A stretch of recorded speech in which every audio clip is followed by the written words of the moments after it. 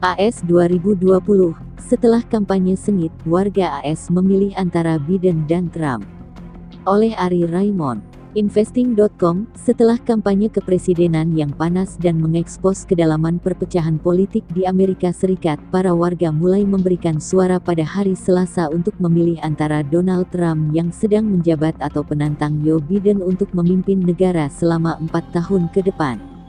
Menurut laporan Reuters Rabu, 04.11 para pemilih berbaris di seluruh negeri untuk memberikan suara tanpa ada tanda-tanda gangguan di tempat pemungutan suara yang dikhawatirkan beberapa orang setelah kampanye panas yang ditandai dengan retorika provokatif.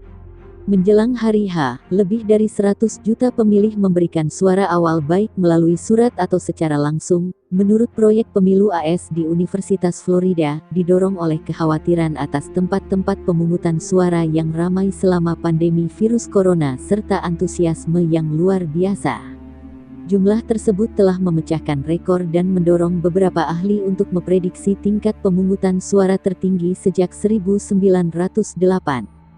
Biden, mantan wakil presiden Partai Demokrat yang telah menghabiskan setengah abad sebagai pejabat publik, telah memimpin secara konsisten dalam jajak pendapat nasional menghadapi pesaingnya dari Partai Republik dan tampaknya memiliki banyak jalan menuju kemenangan di Electoral College negara bagian yang menentukan pemenang. Sementara perolehan suara Trump dinilai tidak terpaut jauh di beberapa negara bagian medan pertempuran sehingga diperkirakan dapat mengulangi situasi pada tahun 2016 ketika dia mengalahkan Demokrat Hillary Clinton meskipun kehilangan suara populer nasional dengan sekitar 3 juta suara. "Saya pikir kita akan mengalami malam yang menyenangkan," kata Trump saat tampil di Arlington, Virginia, di seberang Sungai Potomac dari Washington, saat menyampaikan terima kasih kepada para pekerja kampanye. "Tapi ini politik dan pemilu, dan Anda tidak pernah tahu. Menang itu mudah. Kalah tidak pernah mudah, tidak bagi saya itu tidak mudah," tambah Trump. Trump terlihat agak lelah dan mengakui suaranya agak berombak setelah menyampaikan pidato di berbagai aksi unjuk rasa di hari-hari terakhir kampanye, mengatakan dia belum berpikir untuk membuat pidato konsesi atau pidato penerimaan. Jika hasil pemilu mendekati, berpotensi beberapa hari sebelum hasilnya diketahui, terutama mengingat lonjakan besar-besaran pemungutan suara melalui surat karena pandemi. Trump berharap hasilnya bisa diketahui pada Selasa malam.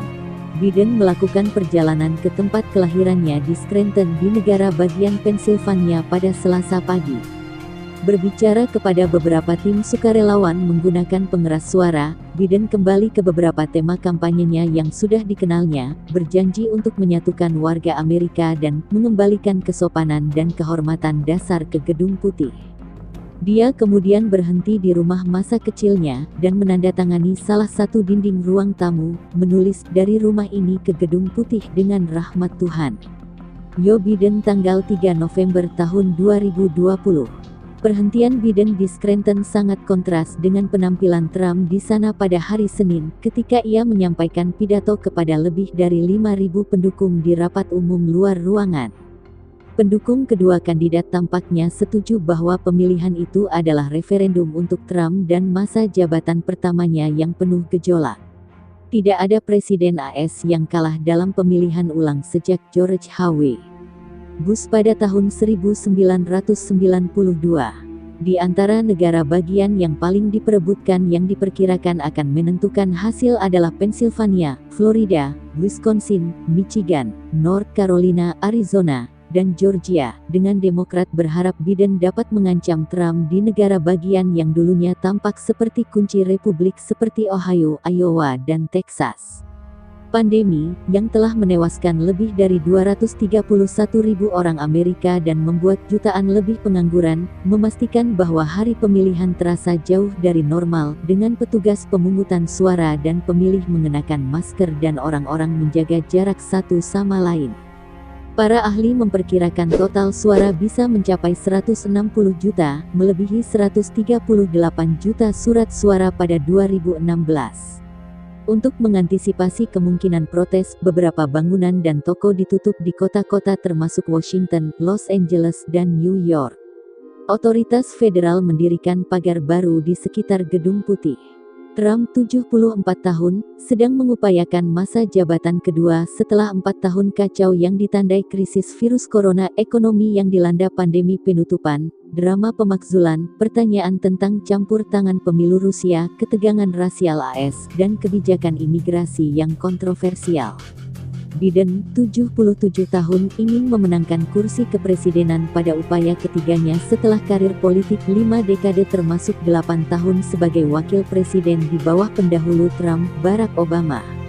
Para pemilih pada hari Selasa juga akan memutuskan partai politik mana yang mengendalikan Kongres AS selama 2 tahun ke depan, dan Demokrat diuntungkan untuk merebut kembali mayoritas Senat dan mempertahankan kendali mereka atas Dewan Perwakilan Rakyat.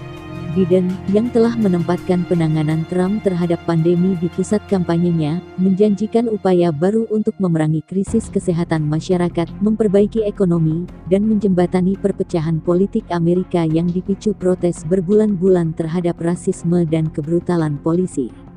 Trump pada hari Selasa kembali meremehkan pandemi, dengan mengatakan negara itu di tikungan, bahkan ketika banyak negara bagian mencatat rekor infeksi baru di hari-hari terakhir kampanye. Hasil yang paling banyak ditonton akan mulai mengalir setelah jam 7 malam. ST 2400 GMT ketika pemungutan suara ditutup di negara bagian seperti Georgia. Beberapa negara bagian penting, seperti Florida, mulai menghitung surat suara yang tidak hadir menjelang hari pemilu dan dapat memberikan hasil relatif cepat pada Selasa malam. Yang lainnya termasuk Pennsylvania, Michigan dan Wisconsin dilarang memproses sebagian besar surat suara yang masuk hingga hari pemilihan, meningkatkan kemungkinan penghitungan suara yang dapat berlangsung selama beberapa hari.